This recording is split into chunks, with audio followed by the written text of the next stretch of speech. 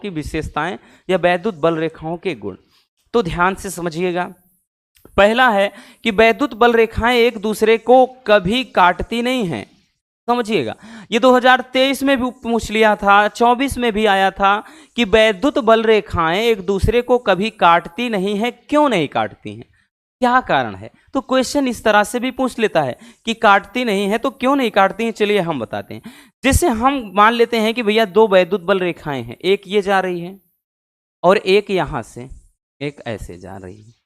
अगर आप देख रहे हैं कि हमने क्या किया, दोनों को एक दूसरे से कटवा दिया। अगर ऐसा होता भैया तो इस बिंदु पर, जैसे मान लेते हैं यहां पे कोई बिंदु O है, तो यहां पर एक साथ इसकी दो दिशाएं संभव हो जाती है ना, एक साथ दो दिशाएं। अब दो दिशाओं मतलब एक साथ यहाँ पे दो दिशाएं का होने का मतलब यह है कि वैद्युत जो बल रेखाएं हैं या वैद्युत जो दिशा है, मतलब वैद्युत क्षेत्र की जो दिशा है, ठीक है ना, वो एक साथ यहाँ पे दो दो दिशाएं हो रही हैं। जबकि ऐसा संभव है ही नहीं, ऐसा संभव ही नहीं होता है। यानी एक साथ उस वैद्युत बल की दो रेखाओं यानी दो दिशाओं की हम कभी भी मतलब उसका आकलन नहीं कर सकते हैं। तो यही कारण है कि वैद्युत बल रेखाएं एक दूसरे को कभी काटती नहीं हैं। तो समझ में आ गया। अगर आपको लिखना भी होगा कारण में तो लिख लेना बच्चों। सुन लीजिए रसगुल्लों, हमने क्या बताया भैया कि वैद्युत बल रेखाएं एक दूसरे को कभी काटती नहीं हैं, ठीक है ना। काटती क्यों नहीं है? अगर एक दूसरे को ये एक काटती तो इसके कटान बिंदु पर यहां पर क्या हो जाता, एक ही साथ दो दिशाएं हो जाती, जबकि ऐसा होता ही नहीं है। यही कारण है, यानी ऐसा मतलब पॉसिबल ही नहीं है। यही कारण है कि वैद्युत बल रेखाएं एक दूसरे को काटती नहीं हैं। नेक्स्ट है भैया कि ये धन आवेश से निकलकर ऋण आवेश पर समाप्त होती हैं। याद रखना, ये धन आवेश से चलकर ऋण आवेश पर मतलब समाप्त होंगी। नेक्स्ट, ये तनी हुई डोरियों की तरह सिकुड़ने का प्रयास करती हैं। अगला है कि ये सतत रेखा के रूप में या फिर वक्राकार होती हैं, ठीक है ना। तो ये क्या है, वैद्युत बल रेखाओं के कुछ गुण हो जाएंगे। आई बात समझ में? चलिए भैया इसको भी स्क्रीनशॉट कर लीजिए, ठीक है ना। चलिए इसको भी छाप लीजिए आप।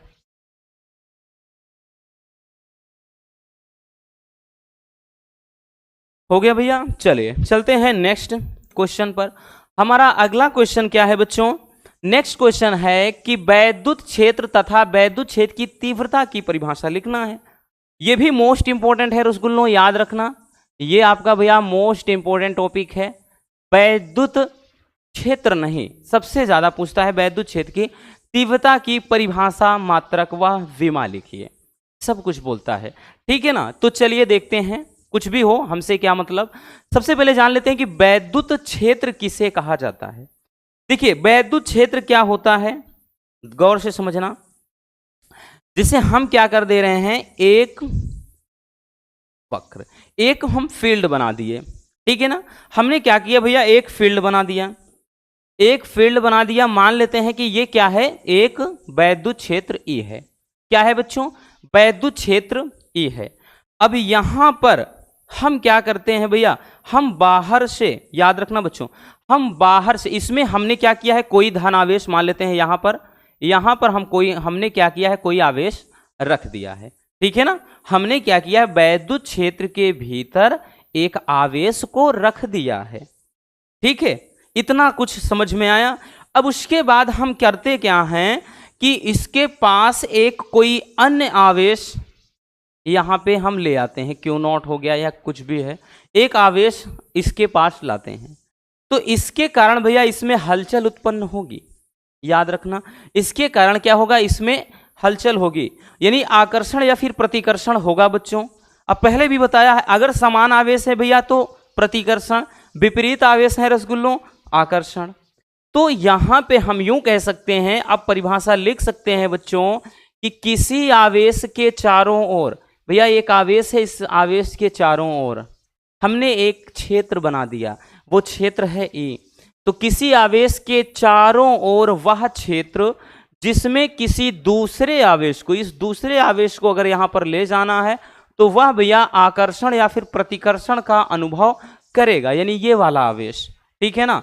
ठीक भैया, दोनों में क्या होगा, आकर्षण या प्रतिकर्षण होगा। जैसे मैग्नेट अगर देख लें आप, तो भैया जैसे आप देखते हैं ना कि समान ध्रुव प्रतिकर्षण करते हैं, असमान ध्रुव आकर्षण होते हैं। जैसे अगर भैया जैसे उत्तरी ध्रुव को दक्षिणी ध्रुव के पास ले जाओगे चिपकते हैं, समान समान ध्रुव रहेगा दूर धकेलेंगे, तो आकर्षण प्रतिकर्षण वहां भी होता है। सेम वही लॉजिक यहां पर है बच्चों कि किसी आवेश के चारों ओर वह क्षेत्र, तो ये एक क्षेत्र ही तो है, ठीक है ना, जहां पर किसी एक दूसरे आवेश को ले जाने पर वह क्या करता है, आकर्षण या फिर प्रतिकर्षण, यानी इनके बीच बच्चों या तो भैया आकर्षण होगा या प्रतिकर्षण होगा। तो इनके बीच आकर्षण या प्रतिकर्षण का अगर अनुभव होता है तो ये जो क्षेत्र कहलाएगा वैद्युत क्षेत्र कहलाएगा। ठीक, तो लिखेंगे परिभाषा, किसी आवेश के चारों ओर वह क्षेत्र जिसमें किसी दूसरे आवेश को रखने पर वह आकर्षण अथवा प्रतिकर्षण बल का अनुभव करता है, उस क्षेत्र को अपन क्या बोलते हैं बच्चों, वैद्युत क्षेत्र कहते हैं।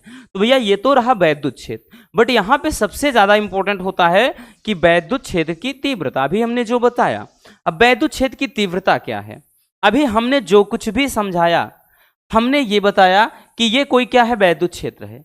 अब वैद्युत क्षेत्र में कोई एकांक धन परीक्षण आवेश रख देंगे तो उस पर एक बल का अनुभव होगा, है ना। जो बल का अनुभव होता है उस बल की जो तीव्रता होती है, जितनी तेजी से वो बल लगता है उस पे, उस तीव्रता को ही वैद्युत क्षेत्र की तीव्रता कहते हैं। आई बात समझ में। लिखेंगे कि एकांक धन परीक्षण आवेश को किसी वैद्युत क्षेत्र में रखने पर उस पर लगने वाले बल की तीव्रता को वैद्युत क्षेत्र की तीव्रता कहते हैं। ठीक, समझ में आया रसगुल्लों। परिभाषा मतलब फार्मूले से परिभाषा कैसे निकालेंगे, जैसे ठीक ये E बराबर हो जाएगा F upon Q not, E बराबर F अपान क्यू नॉट। भैया यही तो हमने बताया अभी तक बच्चों, हम यही तो बता रहे हैं ना भैया कि एकांक धन परीक्षण आवेश है, F क्या है, बल है। तो एकांक धन परीक्षण आवेश पर लगने वाले जो बल की तीव्रता है उसे वैद्युत क्षेत्र की तीव्रता कहते हैं। ठीक, क्योंकि F क्या है बच्चों, इस फार्मूले में भैया अगर हम देखें F क्या है, बल है, ठीक है ना। क्यू नॉट क्या है, धन परीक्षण आवेश है, धन परीक्षण आवेश है, तो धन परीक्षण ये आवेश हो जाएगा। मात्रक की बात कर ले भैया, क्योंकि अब सब कुछ हमको निकालना भी तो पड़ेगा। मात्रक क्या हो जाएगा रसगुल्लों, याद रखिए मात्रक क्या हो जाएगा भैया, बल का मात्रक होता है बच्चों न्यूटन।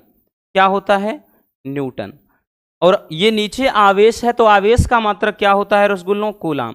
तो न्यूटन प्रति कूलाम, न्यूटन प्रति कूलाम भैया इसका क्या हो जाएगा, मात्रक हो जाएगा। अब जैसे इसका डायमेंशनल फार्मूला पूछ ले बच्चों, यानी विमीय सूत्र या फिर विमा कह लें, क्योंकि सब कुछ जानना बेहद जरूरी है।